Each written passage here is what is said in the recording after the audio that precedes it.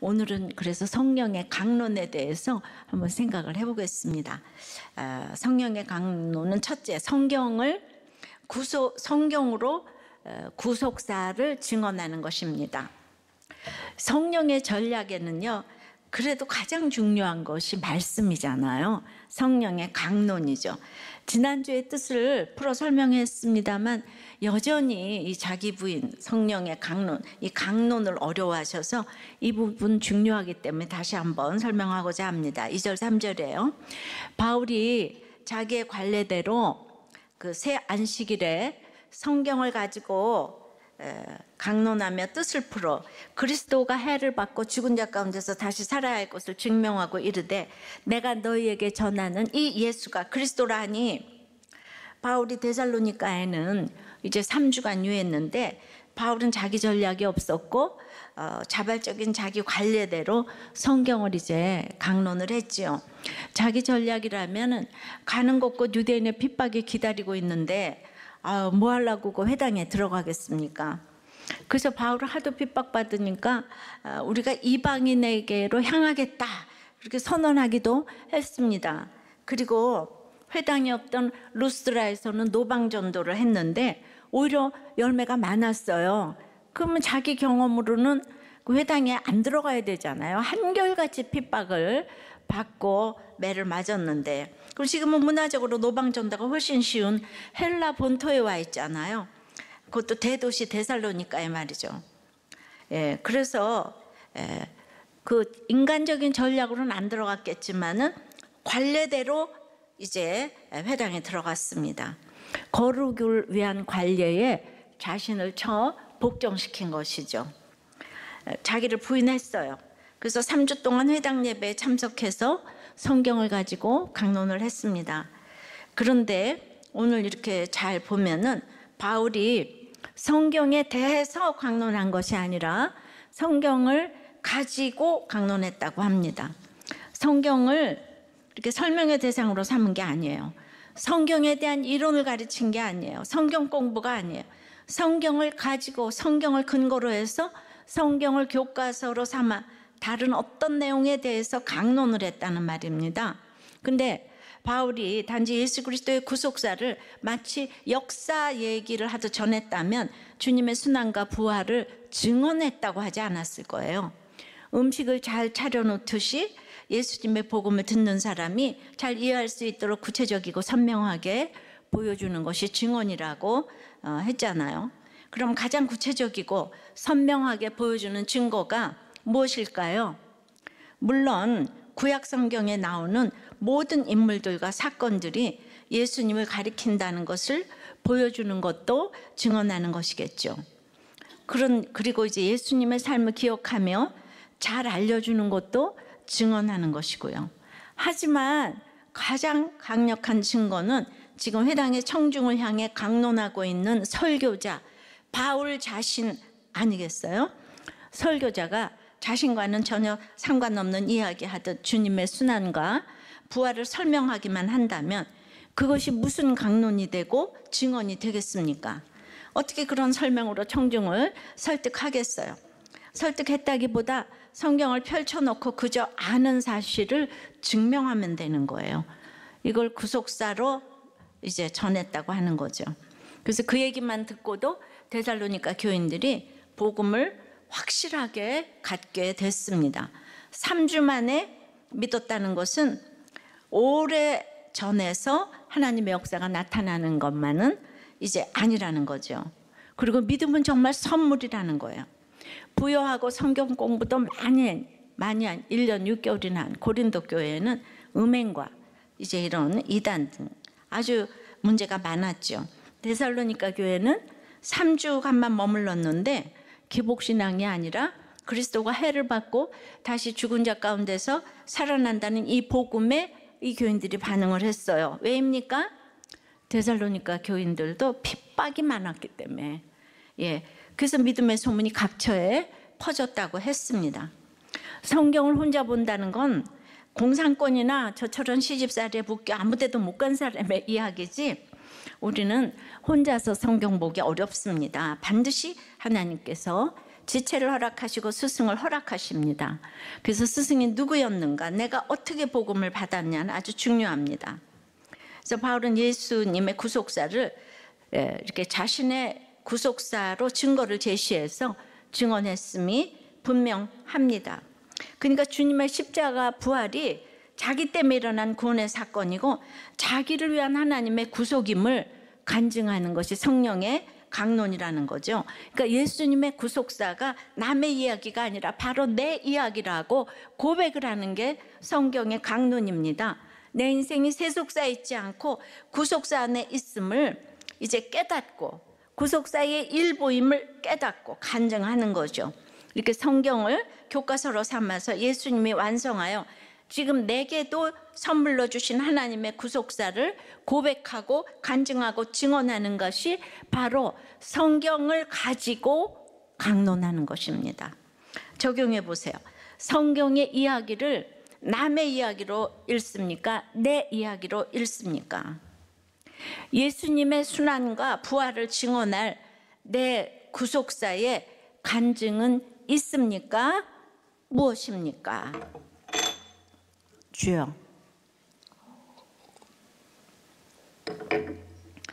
우리나라도 초창기의 초대교회처럼 이렇게 또 데살로니가 교회처럼 어렵고 힘든 시절이 있었어요. 그때는 데살로니가 교인들처럼 핍박당하던 시대였기 때문에 어떤 목사님이든 은혜가 넘쳤어요. 유명한 목사님을 따로 모실 필요가 없었어요. 그냥 오시는 분마다 은혜를 끼쳤어요. 다 같이 십자가에 달려 있으니까. 그래서 강사가 풍년이었던 시절이고 유명한 사람들 우리가 막 다 읊어대요. 제가 많이 소개했던 간증인데요. 예전에 이제 억지로라도 자녀를 믿음으로 키워야 한다는 무지막지한 그 시절의 추억의 은혜의, 이게 추억의 간증이 안 됐으면 좋겠어요. 하나 소개해 드릴까 해요. 어제 어버이 주를 만났는데 이런 자녀와 부모가 정말 되기를 간절히 바라서요.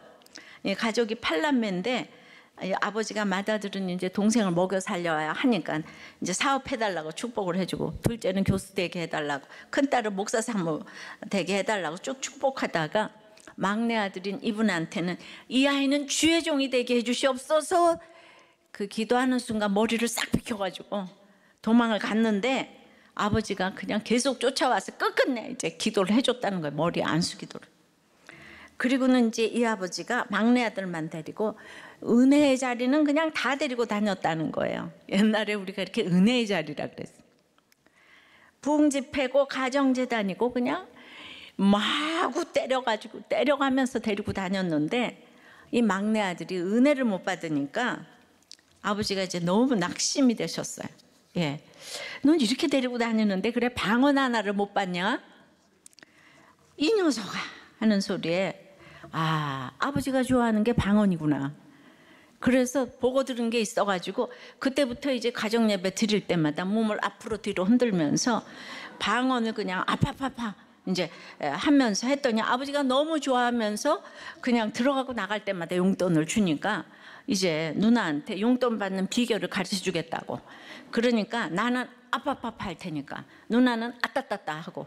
그래서 이제 둘이서 기도 시간마다 몸을 앞뒤로 흔들면서 그냥 서로 둘이서 윙크를 주고받으면서, 그래서 굉장히 이제 들어가면 나가면 용돈을 이제 서로 많이 챙겼는데 누나하고 어느 날 대판 싸웠다는 거예요. 그러니까 누나가 내가 너 이거 아버지한테 다 일릴 거야. 그래서 쪼르니 가서 이제 일렀어요. 그냥 아버지가 그냥 이제 그 다음서부터는 이제 그냥 오명하며 저주를 받고 들어가며 나가며 매를 맞았다는 거예요. 예, 그냥 보기만 하면 저놈이 거짓말을 사기를 쳤다. 그래서 결국은 이렇게 방황을 많이 하다가 이제 목사가 되었습니다. 그랬는데 아버지가 돌아가실 때 자기만 딱 앉혀놓고, 얘야 내가 이 죽은 다음에 이 녹음 테이프를 공개해라. 그래서 자기가 목사니까 나를 믿으셔서 나한테 공개하라고 하시네. 아버지가 재산이 좀 있으셨대요. 그래서 그 나중에 다 모아놓고는 딱 죽은 다음에 식구들 모아놓고 공개하라고 그러니까, 그래서 공개를 했더니 함경도에 그레집이 목사님이 계시는데 그 목사님한테 재산을 다 주라고. 그래가지고 이제 아니 이제 나중에 목사님 되셨죠. 이 목사님은 자기 아버지가 자기한테 뭘 줄 것처럼 그렇게 그러시더니 쏘갔구나 그냥. 예, 근데 이 아버지가 교회를 5개를 세우셨는데 자식들한테 이제 아무것도 안 줬다는 거예요. 근데 이제 8남매 자손이 30명인데 이제 1년에 아버지 산소를 2번을 가는데요. 이제 천막을 2개를 친대요. 그러면 거기 성가대도 있고 설교, 묵도, 사회, 기도 특송할 사람이 다 있어가지고 앞에서 묵도를 시작하면 다 성가대가 돼가지고 아멘 아멘 아멘 이렇게 이제 한다는 거예요. 제가 제일 은혜 받은 건 이 대목인데요. 그에 설교하는 사람은 100만 원, 기도하는 사람은 50만 원, 사회하는 사람은 또 50만 원, 광고하는 사람은 안 내고, 중요한 사람, 순서를 맡은 사람은 다 돈을 가져와야 되고, 그 다음에 각 가정마다 1인당 10만 원을 가져오라고 해가지고 이게 다 모이면 500~600만 원 되는데, 예, 그것을 이제 그 해에 가장 어려운 식구에게 그때 모여서 그걸 몰아줬다는 거예요. 이게 있잖아요. 한경도 그레집이 목사님이니까 이게 수십 년 전 얘기잖아요. 그러니까 이때 500~600만 원이면 굉장히 큰 돈, 엄청나게 큰 돈이잖아요. 8남매가 너무 화목하다는 거예요. 가져오라는데 불복종하는 사람이 하나도 없다는 거예요. 근데 아버지가 그 돈을 자녀를 위해 썼으면 지금 이렇게 화목했겠냐고 하는 거예요. 그 목사가. 누구는 주고 안 주고, 또 줘도 많이 주고 적게 주고. 근데 그 돈을 이렇게 교회에 줬더니 지금은 자녀들이 모이면 온 가족이 부흥하고, 산소 가는 게 즐겁고, 산소 가면 또 누군가가 이제 도와주지만 또 받을 사람이 있잖아요. 다 설레고 이제 산소를. 그러니까 끝엔 다 돈이 있어요. 예. 그러니까 여기 믿음의 5대라 그러더라고요. 제가 이제 모태신앙을 좀 이제 종종 이제 참 욕도 하지만 이 모태신앙의 저력 아닌가 싶고요. 이 시절은 이런 간증이 아주 그냥 주를 이루었어요. 예. 왜냐?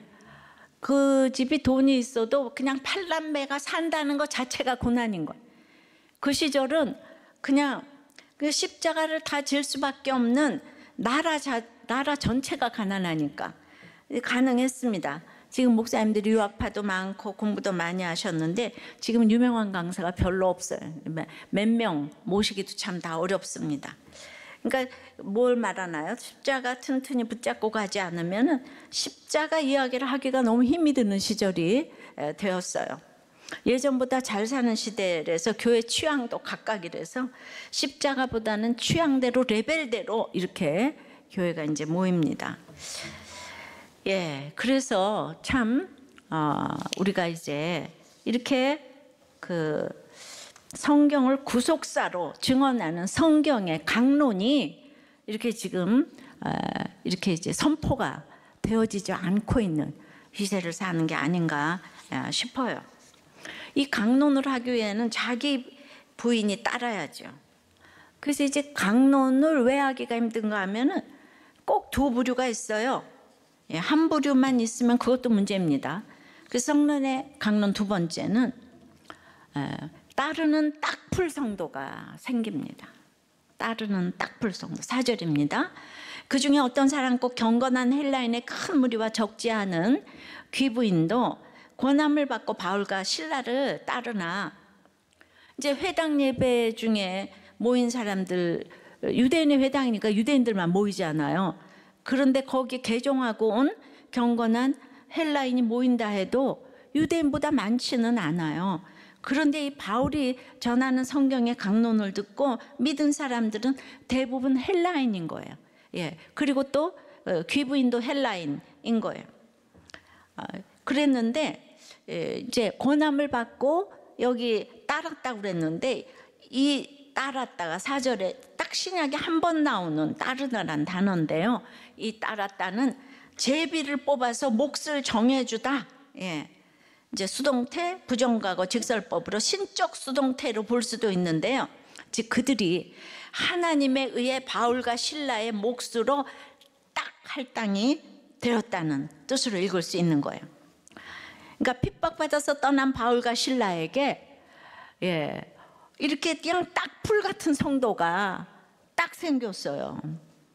그들에게는 이렇게 촐로이고 하게 보이는 노인이지만은 영적으로 통하니까 매력이 있는 거예요. 그러니까 딱풀 성도가 되는 거죠. 강론이 올바르니까 이제 그 성령의 따름이 기다리고 있는 거예요. 구속사적 강론으로 고난을 받은 사람은요, 가치관이 변하게 돼 있어요. 그래서 다 거룩을 위해서 살고 이기려는 삶에서 회개하는 삶으로 돌이키게 돼 있어요. 그 매력이 있어요, 진짜. 그러니까 자기 전략에서 성령의 전략으로 이제 바뀐 삶을 살게 되죠. 그러니까 단지 뒤에서 따라가는 사람과 한편이 되어 따라가는 사람은 특징이 뭔가 하면 멀찌감치 따라가면요, 뒤에서 그 예수님의 십자가를 질 수가 없죠. 딱 한편이 되어서 따라가는 사람은 주님이 지신 십자가를 안 질 수가 없습니다. 승리만 나누는 것이 아니라 모든 수고와 고통과 희생을 함께 나누는 것이 이게 한편인 거죠. 그러니까 딱풀 성도가 이렇습니다. 똑같은 귀부인이라도 1차 선교 여행 때 비시디아 안디옥의 그 유력자들과 경건한 귀부인들은 유대인들에게 선동되어서 바울을 박해하고 쫓아냈잖아요. 그러니까 겉모습의 귀부인 가지고 모릅니다. 그러니까 호강만 하던 겉모습의 귀부인들이었을 건데, 데살로니가 귀부인들은 데살로니가에 있어 자타가 인정하는 유력한 지도자들의 부인이었어요. 귀자가 원어로 그런 소리예요. 근데 이 자유도시에서 그러면 왜 그렇게 지금 복음에 이렇게 이제 복음을 따랐을까? 저는 이제 거기에서 남편의 타락을 맛보지 않았을까 싶어요. 인생이 허무했을 것이고 그래서 외로웠을 것 같아요. 예외가 없잖아요. 지난주 요즘 중국에서는 갑자기 부자가 생기니까 남자들이 너무 바람을 펴가지고 밥에다가 여성 호르몬을 넣으니까 한 2주 만에 금세 효과가 나가지고 그렇게 쫓아다니는 여자가 다 시들해졌다는 거예요. 그러니까 너무 행복하다는 거예요, 여자들이. 그런데 이게 오래 먹으면 아주 건강에 치명적이래잖아요. 그런데도 딴 여자 보는 게 싫어가지고 계속 먹이겠다고. 그러니까 남자들은 자기 밥에 탄 줄 아무도 모른다는 거예요. 기사가 나와도. 그러니까 환경이 예외가 없는 거예요. 왜냐면 내가 90년도에 중국 갔을 때만 해도 너무 못 먹고 못 살던 시절이라서 그때는 남자가 다 밥하더라고. 그리고 아주 여성 상위 시대더라고. 돈이 많아지니까 이렇게 또 권세가 있으니까 다들 이렇게 정력으로 나가고, 여자들은 정말 정력과 질투가 딱 맞는 얘기예요, 여러분. 질투에 눈이 멀어요. 그러니까 내가 선남 선녀가 결혼을 했는데 이해 타산이 딱 생기니까 여성 호르몬을 집어넣잖아요. 이게 너무 무섭지 않아요? 이 땅의 결혼은요, 그래서 신결혼을 해야 돼요. 믿음으로 결혼하지 않으면 믿을 사람이 없어요. 무슨 짓을 다 할지 몰라요. 그러니까 뭐 바람 한번 피면 이혼을 하고 뭘 랄랄랄라 이러잖아요.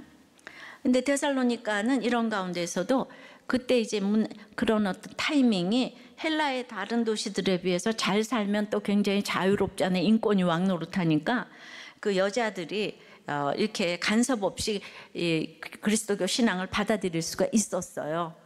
모든 게 성령의 전략이라서 저는 왜 하나님이 이렇게 늦게 목회를 하게 했는가 생각을 해보면은, 제가 극동방송도 이제서야 나가잖아요. 그러니까 방송에서도 저를 안 알려주지. 근데 제가 목회를 시작하면서 CTS가 개국을 했어요. 그래서 이게 성령의 전략이고 타이밍이구나. 그냥 날마다 큐티하고 가다 보면 모든 때는 하나님께서 정하시는 줄 믿습니다. 그래서 데살로니가 귀부인들이 그냥 딱 풀성도로 딱 바울 복음을 듣고 딱 달라붙었어요. 자, 딱 풀성도 한 사람 또 있습니다. 9절이에요. 야손과 그 나머지 사람들에게 보석금을 받고 놓아주니라. 바울의 구속사적 강론을 듣고 이제 야손이 또 따르게 됐는데, 그의 집을 선교사들의 숙소로 제공을 하고 데살로니가 교회에서 데살로니가 교회가 거기서 시작되었고, 그런데 유대인이 고용한 이 불량배들에 의해서 야손과 그 집에 있는 형제들이 아주 어려움을 당하죠. 법정에 끌려가 감옥에 갇힐 뻔합니다. 선동당한 시민들이 일으킨 소동을 다 받아냅니다. 그리고 큰 금액의 보석금을 내고 겨우 풀려납니다. 아니, 그 야손이 바울과 한 팀이라고 여기지 않았다면 어떻게 바울 때문에 영육간에 이 고난 십자가를 다 홀로 질 수가 있겠어요? 성령의 강론에 감화되어서 바울과 실라, 나아가 예수님과 한편임을 확신했기 때문에 이제 엄청난 적용을 자발적으로 자기 관례가 되어서 이거는 그냥 그러니까 하나님이 몫으로 할당을 해줬다 그랬기 때문에 그것도 야손이 뭐 잘난 척할 건 없어요. 바울도 야손도 하나님이 하나님의 복음 때문에 딱 풀 성도도 있게 하시고, 예, 또 아니게도 하시고, 이게 전부 하나님의 전략이라는 걸 믿고 가시면 너무 미워할 사람도 없고 너무 좋아할 사람도 없을 것 같아요. 물론 인간적으로 우리가 또 이제 이렇게 딱 풀 성도니까 서로 신뢰하고 가야 되겠지만은, 이거 적용해 보세요. 여러분은 공동체와 한 편이 되어 주님을 따르고 있는 딱 풀 성도입니까? 공동체를 밀어내고 요리조리 피해 다니는 미꾸라지 성도입니까? 네, 나홀로 신앙보다는 교회는 오니까 요리조리 피해가지고 아주 미꾸라지가 맞는 얘기 같아요. 예. 자, 예. 그래서 성령의 이제 그 강론을 들어도 그렇게 딱풀 성도가 있는가 하면, 세 번째는 시기하여 소동하는 유대인도 있습니다. 예. 이 바울의 강론을 듣고 사도행전 28장 24절에도 보면 그 말을 믿는 사람도 있고 믿지 않는 사람도 있다는 거예요. 꼭 이렇게 돼요. 고난 있는 사람은 쫙 잘 들어오고 십자가를 튼튼히 붙잡는 사람이고, 고난이 없는 사람들은 이래저래 미꾸라지 나홀로 신앙이 돼서 믿지 않죠. 5절부터 8절에요. 그러나 유대인들은 시기하여, 예, 그 저자의 어떤 불량한 사람들을 데리고 이제 이렇게 때를 지어 성을 소동하게 하여 야손의 집에 침입하여 그들을 백성에게 끌어내려고 찾았으나 발견하지 못하며 야손과 몇 형제들을 끌고 읍장들 앞에 가서 소리질러 이르되 천하를 어지럽게 하던 이 사람들이 여기도 이름에 야손이 그들을 맞아들였도다. 예, 이 사람들이 다 가이사의 명을 거역하여 말하되 다른 임금 곧 예수라 하는 이가 있도이다 하니 무리와 읍장들이 이 말을 듣고 소동하여, 여기서 시기하여라고 번역된 단어는 항쟁하다, 겨루다, 열광적이다라는 의미가 있는데요. 이 시기도 있잖아요. 열광적인 사람들이 하는 거예요, 보니까. 그러니까 유대인들이 시기와 같은 심리적인 이 역반응을 보인 것뿐만 아니라 지금 광적으로 흥분이 되어서 바울 일행에 대항했다는 사실이 이 단어의 의미 가운데 포함이 되어 있어요. 그러니까 시기, 질투, 이 경쟁심 등의 뿌리는 똑같습니다. 그러니까 내 것이라고 여기는 대상에 대한 욕심이에요. 우리는 다른 사람이 멋진 연예인에 열광하는 것 때문에 질투하진 않아요. 내 아내, 내 남편이 그러면 질투합니다. 내 것을 빼앗긴다고 생각하기 때문입니다. 회사에서도 교회에서도 내가 인정을 받아야 한다고 생각하면 할수록 다른 동료가 인정받을 때 더 많이 질투합니다. 그러니까 바울을 시기한 유대인들은 아주 치사한 방법을 써요. 사람이 있잖아요. 믿음이 없으면, 이 유대인들의 교회 다니는 사람들이에요. 악한 거는요 한계가 없어요. 예, 치사해요. 저자의 불량배들을 매수해서 시민들을 선동합니다. 그러니 교회에서도 이러는데 정치권은 안 그러겠습니까? 아, 인간이 이렇구나. 공익광고 한답시고 천하를 어지럽게 하던 그 반역자들이 이곳에 왔다 떠들면서 소동을 일으킵니다. 바울 일행에게 쑥식을 제공한 야손의 집에서 행패를 부리며 바울을 잡으려고 해요. 그러니까 바울을 놓치자 대신 야손과 그 집에 있던 성도들을 잡아서 황제의 명을 거역한 자라고 그냥 반역자로 몰아서 온 도시에 소동을 일으켜요. 이게 정치 문제로 가져갔어요. 예. 이 사람들이 가이사 외에 다른 임금 예수가 있다고 주장을 한다고 하니 시민들은 가이사밖에 모르는데 얼마나 크게 소동했겠어요. 그리고 이 사람들은 반역은 당장 처리하지 않으면 자기네들이 안위가 이제 무서워지니까, 그러니까 안위가 이제 위협받으니까 이제 별짓을 다 하잖아요, 그죠? 시기에는요 이렇게 소동이 따라요. 제가 지난번에 예수님의 그 복음은 자기를 부인하고 죽어야 되는 건데 다들 이게 죽지를 못하니까 소동이 내 속에서 집집마다 그냥 뭐 교회마다 회사마다 나라마다 이 전공이 돼요. 예수 믿지 않는 사람이 대다수를 차지하니까 그냥 소동이 끝이질 않아요. 정말 열광적으로 때를 지어 소동하게 하는 이 유대인의 모습을 봅니다. 진짜 요즘 보면 나라도 갈라져서 아주 광적으로 흥분된 것 같아요.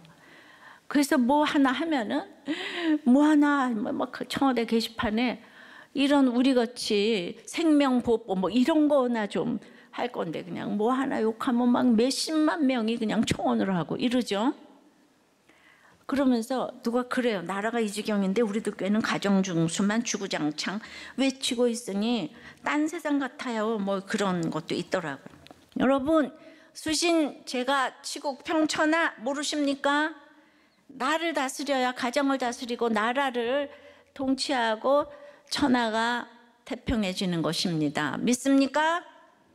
그러면 이렇게 시기, 질투, 소동 그냥 이러는 유대인들을 도대체 어찌해야 합니까? 유대인들 욕하려고 지금 설교하는 거 아니잖아요, 그죠? 처음부터 하나님의 말씀을 맡은 유대인들 아닙니까? 그런데 그들이 정작 하나님의 말씀이신 예수님을 증언하는 구속사적 강론을 듣지 않아요. 잠깐 들었을 수 있습니다. 그런데 우리가 그때 보니까 비시대 안디옥에서 처음 온 이 초라한 늙은이들에게 그냥 인심 쓰고 설교하라 그랬는데 내 편이라고 여겼던 이런 그 성도들이 다 바울을 따르니까 이 시기심 때문에 그 다음서부터 말씀이 안 들리죠. 그러니까 사람들은 자기를 이렇게 몰라요. 진보도 없고요. 그냥 내 편이 절로 갔어요. 우리는 네 편, 내 편. 세상의 학교에서도 맨날 오늘의 내 친구가 쟤는 저쪽 친구 됐고 그다음에 왕따 시키는 게 아이들도 어려서부터 악하기 때문에 거기에 우리는 또 다 있잖아. 비율을 맞추고 이래요. 이 믿음이 없으면 이 사회생활에서 어떻게 지조를 지키고 살아야 될지 모릅니다. 그리고는 오히려 말씀의 증인을 박해합니다. 예, 이게 인간이에요. 그 증인을 다른 사람들을 괴롭힙니다. 그래서 왕따가 시작되죠. 교회가 천하를 어지럽게 한다고 고발하는데 정작 어지럽히는 거는 자신들이에요. 교회가 가이사를 거역한다고 비난하는데 정작 자기들이 하나님을 거역합니다. 주님께서 구속사적 강론을 통해 화평의 복음, 샬롬의 복음을 전해주시는데 화평은커녕 이 사람들은 지도자가 돼가지고 소동만 일으킵니다. 지금까지 유대인들이 얼마나 바울을 괴롭히고 회방꾼 노릇을 하는지를 우리가 봅니다. 유대인의 관계는 바울도 생명을 내놓고 기도할 정도로 힘들었어요. 유대인은 믿는다고 하면서 실상은 안 믿는 자예요. 쉽게 생각하면 유대인은 바울의 동족이고 친척이에요. 그러니까 우리 같이 예수 믿는 동족, 친척 같은 부부 이런 가족을 지금 오늘 유대인이라고 부를 수가 있는 것입니다. 사도 바울이 다메섹 도상에서 주님을 만나고 이제 성경을 사람 살리는 구속의 일로 전하게 됩니다. 그래서 사도 바울이 구속사로 성경을 꿰고 곳곳에서 강론을 하다가 막 매맞았잖아요, 그죠? 예, 쫓김을 당했잖아요. 그러다 보니까 이 사람이 심각해졌어요. 그러다 보니까 바나바와 베드로에게 외식하지 말라고 했던 거 기억하시죠? 왜냐하면 자기는 이것 때문에 이러는데 이방인들하고 밥 먹다가 유대인이 오니까 이 둘이 피했잖아요. 그래서 그걸 꾸짖었어요. 예. 근데 사실 그냥 바나바는 그 돌에 맞았다는 얘기가 없잖아요. 그런 설교를 안 하고 같이 댕기기만 했나 봐요. 근데 워낙에가 그 사람이 부자고 대단하니까 사람들이 바나바는 안 때리더라고요. 근데 이제 꾸짖으니까 유대인의 이 대표인 바나바와 베드로가 그 일로 참 기분이 나빴을 것 같아요. 그 후에 바로 바나바는 심히 바울과 다투고 헤어졌잖아요. 또 베드로도 베드로서 1장 20절에 보면 먼저 알 것은 경의 모든 예언은 사사로이 풀 것이 아니냐 하면서 성경을 사사로이 풀지 말라고, 이거 학자들이 이거 바울에게 한 얘기라고 그러더라고요. 예, 맞는 말이긴 해요. 성경을 자의적으로 진짜 푸는 거는 진짜 무섭습니다. 예, 근데 큐티를 하는 여러분들은 자의적인지 뭔지 모르니까 그냥 읽다가 보면 그 다음에 성령이 또 가르쳐 주세요. 예, 그러니까 설교하는 사람들은 이렇게 조심을 해야 되지만은, 근데 그 당시로 들어가 보면 성경을 읽는 사람도 없는데 누가 이렇게 사사로이 뜻까지 풀겠어요? 예, 그러면서 모르는 것은 그냥 지나가라고 해요. 근데 여러분도 이거를 생각해 보세요. 그 큐티도 안 하는데 큐티하면 위험하다. 그러면 누가 하겠어요? 사사로이 풀지 말라는 얘기도 참 많이 들은 것 같아요. 그래서 저는 성경이 이해가 되는 게 참 많습니다. 제가 큐티를 하면서 보니까 안 믿는 사람이 큐티가 뭐냐, 기적이냐 그러면서 물어도 보는데 믿는 사람이 큐티하는 걸 가장 비판을 하더라고요. 그래서 이제 바울이 성경 박사잖아요. 그 박사가 이런 가운데 하나님께 쓰여지기 위해서 얼마나 고난의 인생을 살아야 하는지를 우리는 사도행전을 통해서 지금 보고 있습니다. 그렇다고 제가 바울의 상급이 많다고는 못해요. 왜냐하면 구원이 바울에게서 난 것이 아니잖아요. 그러니까 우리 구원이 다 하나님께서 났어요. 하나님께 났기 때문에 이렇게 상급 타령하지 말아요. 구원의 상급보다 더 큰 건 없어요. 근데 5달란트 받았기 때문에 바울이 안 됐어요. 우리 엄마 말이 맞았어요. 바울은 공부 잘해서 고난만 많아야. 간증할 때 들으셨죠? 전혀 처음 들은 것처럼 그러시네. 그러니까 5달란트 받아도 4달란트 반만 이익을 내면 그건 불충한 거거든요. 그러니까 내가 그냥 은사대로 섬기면 돼요. 이게 우리 늘 헷갈립니다. 그러니까 장로님 가정에 시집 와서 힘들었다 이러면 누가 제일 듣기 싫어하는가 하면 장로님과 권사님 듣기 싫어해요. 왜냐하면 그 유교적인 시각으로 생각을 하니까. 근데 유교적 관점에서 부모는 존경받아야 하지만은 성경에서 지금 유대인들이 힘들게 한다고 하는데 믿는 부모, 배우자, 목장 식구 나를 얼마든지 오늘 힘들게 할 수 있는 거예요. 뭔데 김집사, 이웃집 아줌마가 날 힘들게 하지 않아요. 왜냐하면 힘들면 난 안 만나면 되니까. 눈만 뜨면 내 옆에 바라다 보이는 그녀와 그 남과 그냥 부모, 형제, 자녀를 안 봤으면 좋겠다 생각합니다. 근데 그 안 봤으면 좋겠는 사람이 예수까지 믿어요. 눌려요. 게다가 굉장한 직분을 가졌어요. 더 힘이 들잖아요. 그러면 오늘의 화두는 이 유대인들을 어떻게 해야 됩니까? 이것이 오늘의 우리의 큐티하면서 이 사람은 나쁜 사람, 딱풀 성도는 좋은 사람 이러면 안 되는 거예요. 그러니까 어떤 일이 생겼을 때 지금 이제 아까도 그 유대인 회당장들이 바울이 그렇게 잘해서 시기가 일어날지 자기도 몰랐어요. 여기 잘하니까 갑자기 어떤 일이 생겼을 때 나한테 어떤 반응이 나올지에 대해서 나도 내 자신에 대해서 알 수 없는 이런 겸손함으로 나가야 되는데 행위군이 뭔가 하면 아니 예수 믿는 사람이 어떻게 시기를 할 수 있어? 예수 믿는 사람이 어떻게 암에 걸릴 수가 있지? 이럽니다. 왜냐하면 그들은 기도만 하면 다 붓게 돼 있고 낫게 돼 있다고 생각하니까. 그러니까 믿음이 없으니까 죄를 몰라요. 그러니까 아프고 떨어지면 건강하고 붙은 자를 그러니까 저절로 시기가 되는 거예요. 그러니까 이게 믿음이 없으면 내가 붙어도 그 떨어진 애한테 가서 말을 못 하는 거예요.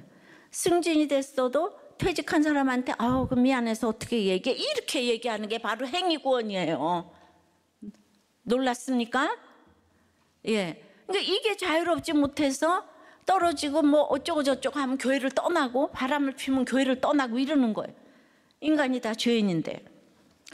그러니까 똑같이 교회를 다니고 유대인 회당에서 그냥 유대인들이 다 예배 열심히 드리는데 이거 완전히 물과 기름인 거예요. 더 무서운 거예요. 바울이 언제 자기 목회하겠다고 그랬어요? 복음을 전할 마음은 있지만은 늘 이렇게 순회 전도자로 떠나잖아요. 떠날 수밖에 없는 바울의 마음은 거기가 인간적으로 내가 이렇게 떠나야지 나를 뭐 높게 보겠지, 그게 아니고 영혼구원에 대한 생각을 늘 가지고 있으니까. 근데 그 영혼구원에 대한 생각을 가지고 떠나는데 어디로 가든지 또 믿는 사람이 딱 풀성도가 생기지 않아요? 그러니까 어디 가든지 또 밉보이는 거예요. 또 이걸 경험하지 않으면 또 이게 내 말로 들리기가 어렵잖아요. 그래서 어쩔 수 없는 영혼구원의 길은 좁은 길이구나. 예. 그래서 우리가 말씀대로 묵상하고 나갔는데도 너무 이해가 안 될 일이 많았기 때문에 우리가 나누는 이 구속사라는 그 자체가 고품격으로 느껴지질 않는 거예요. 찌질하게 느껴지는 거예요. 근데 이 구속사를 고품격으로 느끼는 사람은 10년 뒤를 내다보는 사람이에요. 그리고 매력이 있어요. 열매가 있게 돼 있습니다. 그럼 이 시기하는 유대인들을 진짜 어떻게 합니까? 오늘 제가 3번을 질문을 합니다. 설교 내용이 어렵다고. 그래서 끊임없이 똑같은 말씀을 전했는데 이쪽은 유대인이고 저쪽은 이제 이방인이에요. 그러니까 딱 둘을 보면서 저는 이제 그림이 쫙 그려지는 거예요. 우리들 교회는 진짜 언론의 자유가 있어요. 근데 말씀이 안 깨달아지는 사람은 저를 그냥 끊임없이 이렇게 뭐를 디스한다고 그러나요? 예. 그런데 왜냐하면 저 외적인 모습은 여자에다가 할머니잖아요. 그러니까 권위가 없는 거예요. 제가 보니까 권위가 없어 보이는 거예요. 그러니까 저는 이제 그런 것들이 이해가 되는 거예요. 그럼 어떻게 하면 여러분들에게 말씀이 들릴까? 바울이 창자가 끊어진 애통으로 형제 고륙의 구원을 원했다고 했는데 저 같은 사람도 그게 좀 되더라고요. 제가 4대째 모태신앙이고 우리 집에도 유대인들 많아요. 근데 말씀이 안 들려도 또 10몇 년 동안 와서 앉아 계시는 분들을 보면 다 또 내 책임 같고, 그 안 되는 사람에 대해서 끊임없이 연구를 하다 보니까 그냥 계속해서 이제 대신 깨달아 드려야 되니까, 그래서 그 깨달은 거 가지고 설교를 해서 오늘 또 한 사람 돌아올까? 그런 마음으로 제가 설교를 하는 거예요. 진짜 한 주일도 안 빼고 그랬다는 거. 오늘은 그 한 사람이 와서 들릴까? 그렇지만은 유대인들이 3차 전도 여행을 하는 동안에도 너무도 안 돌아왔다는 거예요. 온 세계가 열광을 해도 바울의 형제 고륙들은 안 돌아와서 지금까지 안 돌아오고 있어요. 저 주이시들이. 그걸 생각하면 참 슬프죠. 그래서 한쪽으로 애통이 안 되는 날이 없어요. 그러니까 여러분, 제가 얼마나 애통했는지는 아시잖아요. 그죠? 그러니까 옆에 식구들이 안 믿는데 내가 화를 내야 되겠나, 혈기를 내야 되는가. 이게 뭔가 하면 같이 예수를 믿는데 맨날 으르렁거리는 거예요. 예수를 믿는데 한 마음이 안 되는 거예요. 그 유대인들이. 예수님도 자기 고향 식구 바리새인들한테 이 독사의 자식들아 화했을진저 그랬는데, 이해도 되면서 예수님이 얼마나 창자가 끊어지는 애통이 있었겠어요. 미워서 그랬겠어요? 그러나 바울이 자기 같은 살인자도 구원받았는데 유대인과 회당장들을 어찌 구원시켜주지 않겠는가, 이런 마음이 왜 또 없겠어요? 그래서 바울의 정말 그 살인은 정말 구속사에 있어서, 그러니까 우리가 죄진 것이 다 나쁜 것만 아니에요. 나중에 이렇게 쓰여요. 그래서 이런 애끓는 마음으로 성령의 강론을 들어야 하는 거죠. 나 혼자 도덕 잘 지키고 윤리적으로 잘 살고 뭐 교통질서 잘 지킨다고 영혼구원으로 이어지는 건 아닙니다. 우리가 영혼구원으로 이어지면 사람이 좀 촉촉해지고요. 감정적이냐 십자가냐, 이게 또 이원론으로 구분되는 게 아니에요. 십자가를 길러 놓는 사람은 감정적인 은혜도 좀 있어요. 근데 그게 감상적인 은혜로 딱 분리되는 게 아닌데, 하여튼 뭔가 이렇게 치우치면 안 되는 거예요. 말씀이 있는 사람은 감정이 없고 감상적인 사람은 말씀이 없고, 이렇게 하면 안 된다는 거예요. 영혼구원은 이 두 개가 다 균형이 잡혔다는 거죠. 그래서 저는 늘 우리 교회가 어떤 부흥회를 해야 하나, 어떤 프로그램을 돌려야 하는 것보다는 늘 그 주일에 한 사람 안 되는 사람 때문에 계속 묵상하는 거예요. 그랬는데 지나고 보니까 다른 성도들이 잘 가게 하시는 은혜를 주셨습니다. 이 구속사 성경의 강론 때문에 반응하셔서 그래요. 여러분들 한 가정에 한 사람이 중요하고 가정의 한 사람, 목장의 한 사람, 그 한 사람 때문에 애통하고 눈물을 흘리고 가면 다른 거는 저절로 되게 하시는 것이 있더라고요. 이것이 성령의 강론의 결론입니다. 그래서 유대인같이 소동케 하는 성도들이 꼭 있게 하시더라고요. 도대체 유대는 어떻게 합니까? 욕할 게 아니라 그냥 있게 하세요. 예. 그러니까 당연한 일로 여기고 가셔야 됩니다. 적용해 보세요. 시기나 질투나 경쟁심 등의 뿌리는 똑같은데요. 그 중에 여러분은 무엇으로 지금 소동을 하고 있나요? 예수 믿는 사람이 어떻게 시기를 하냐, 어떻게 아프냐, 그거 얼마나 자주 말합니까? 이것이 행위 구원이라는 것이 인정이 됩니까? 지난주에 어려워서 다시 설명했는데 다시 어렵습니까? 정말 오늘 공동체 제목은 정말 모두가 사역자, 직분자들인 유대인 이 부부의 나눔인데, 이 죄가 많았는데 성령의 강론을 듣고 드디어 이제 죄의 고백을 이제 하게 하십니다. 저는 20세부터 이제 이렇게 남편과 이제 불신 결혼을 해서 4명의 자녀를 낳았는데, 그냥 20년 동안을 그냥 교회 믿는다는 그 이유로 발길질을 그냥 사흘에 한 번씩 당하고, 아이를 그래도 이제 넷을 낳았는데, 하여튼 오직 그 새 아이 데리고 이혼만은 안 해보려고 20년을 버티면서 전도도 많이 하셨어요. 그때가 사실은 제일 축복의 때인데, 남편은 외도하고 때려주고 이제 이러니까 이분은 이제 내가 주의 일을 하리라. 그래서 지방에서부터 서울로 좀 이상한 무슨 훈련을, 영성 훈련원을, 신학을 이제 3년을 댕기면서 했어요. 그러다 보니까 발길질하는 남편하고 비교가 안 되는 거기에 이제 사역자가 있는 거예요. 너무 따뜻하고 이래가지고 이제 그래서 이제 그런 이제 불륜 관계가 됐어요. 돈도 주고 몸도 주면서. 그러니까 저는 이제 그걸 읽으면서, 야, 20년이나 맞고 살고 전도했는데 하나님 왜 이렇게 하시지? 이것도 주의를 하겠다고 신학까지 왔는데. 그러니까 성령의 강론이 안 돼서 그래요. 복음이 진짜. 그래서 그렇게 돼서 이제 그 들켜가지고 알려져가지고 이 모든 또 책임은 여자가 또 뒤집어쓰는 게 그런 거가 돼서 치리를 받고 쫓겨났는데, 한번 그렇게 되니까 또 다른 안수 집사가 같이 영성 훈련을 받았던, 이혼이 안 된 상태에서 또 다시 불륜을 행했고, 그래서 결국은 이제 안수 집사도 이혼을 하고, 저도 이제 그때는 이혼을 안 했지만은 재혼을 했어요. 전 부인에게 재산을 모두 주고 나왔기 때문에 이제 벌어서 사신다는 거예요. 여러분, 이제 순식간에 이렇게 될 수 있는 거예요. 나무 십자가가 너무 무거워서 나왔는데 외도하고 때리는 남편하고 어떻게 살겠어요? 그래, 나왔는데 믿음도 있고 이런 사람하고 그렇게 이제 거기까지 좋았는데 불륜을 행하면 이렇게 됐는데 쇠몽댕이가 이렇게 기다리고 있는 거죠. 예. 그러니까 여러분, 가정을 지키는 게 얼마나 힘든 일인지, 그리고 얼마나 가치 있는 일인지 다시 한번 반복하는 거예요. 그러니까 여기까지도 산전수전인데, 그리고 나서 유방암 3기와 재발로 4기 판정을 받고 투병 중에 했는데, 그냥 이번 주에 또 공중전이 터진 거예요. 이제 우리들 교회를 이제 오신 분인데, 그러니까 나이도 이제 꽤 되신 것 같아요. 그러니까 그 안수 집사가 수도 없는 음란 사이트와 음란물로 들켜가지고 고통을 당했고, 진짜 용서가 안 되는 일을 막 행한 거예요. 그러나 내 전략, 내 열심으로 나는 주의 사랑으로 이 사람을 품어야 돼, 뭐 해야 돼, 이게 자기 전략이고 자기 열심인 거죠. 진작에 좀 이렇게 다 좀 이렇게 경찰에 좀 알리고 좀 이랬어야 되는데.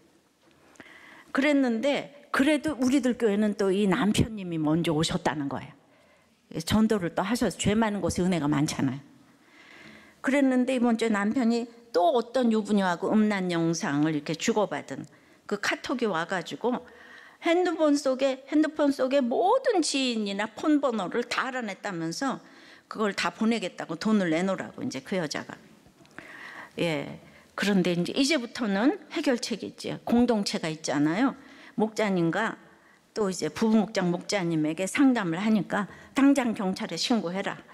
신고를 하고 그다음에 이제 전략은 오직 말씀과 이제 공동체라고 했기 때문에 이거 목장에서 오픈했고, 이 중독이 끊어지는 것이 하나님 앞에서 공개적으로 오픈하는 것이 더 확실하게 끊어지는 처방이라고 다 그렇게 했기 때문에 제가 오늘 이걸 읽어드리는 거예요. 여러분 정말 불쌍히 여겨주시고 성도착증인 중독을 치료하기 위해서 정신과 치료도 받고 폴더폰으로 개통도 했대요.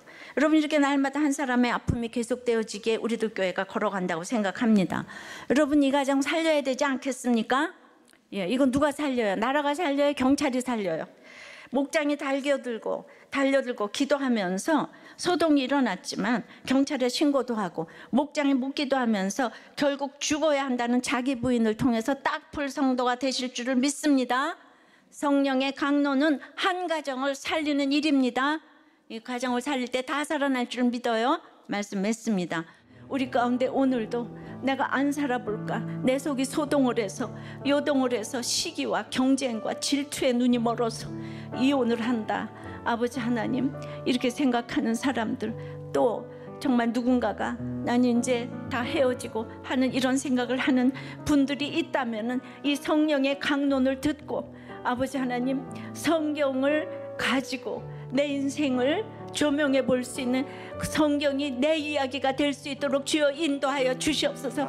가정은 지킬 만한 최고의 것이라는 것을 알게 하여 주시옵소서. 그래서 같은 맥락으로 대하생명법도 제정돼야 되며 평등법도 통과되지 않아야 합니다. 주님 날마다 이론론입니다. 주여 불쌍히 여겨주시고 우리의 가정을 지켜주시옵소서.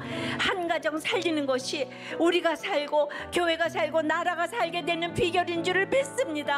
함께하여 주시옵소서. 기름 부어 주시옵소서. 예수 그리스도 이름으로 기도드리옵나이다. 아멘.